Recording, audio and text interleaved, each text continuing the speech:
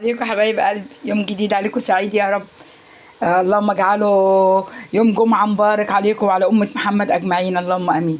بص يا حبايبي، أنا قلت أقول لكم التكة اللي هي بتاعة المحشي بتاعتي. أنا بحط فص مستكة هنا في الأول خالص، ماشي، واحط كل البهارات.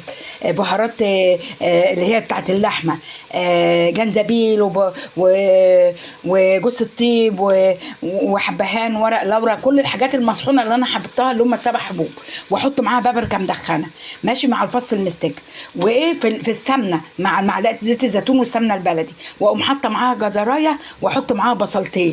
دول التشويح ده اللي هي بتاعت المحشي، بدبلهم بس كده وهرمي عليهم الصلصه، يعني يا دوبك كده هشوحهم كده يصفروا كده شويه وارمي الصلصه. بالنسبه لده بقى، ساعة المحشي مرمي الخضرة هرمي ده عليه بصل مدعوك بالطماطم الفريش كده، ماشي، وبرده نفس البهارات حطها عليها وملح. ودي الصلصة اللي هي المتفرزة اللي هحطها على المحشي، دي صلصة متفرزة احطها على المحشي هنا، ماشي. بس دي فريش بحطها ساعة الحشو، بدعكها مع الخضره والشبت والبقدونس واحطها عليه، ماشي حبايبي. وانا بخلص خالص المحشي انا هوريه لكم حبايبي، وانا بحشي انا هوريه لكم، ماشي، وساعه الاكل هوريه لكم.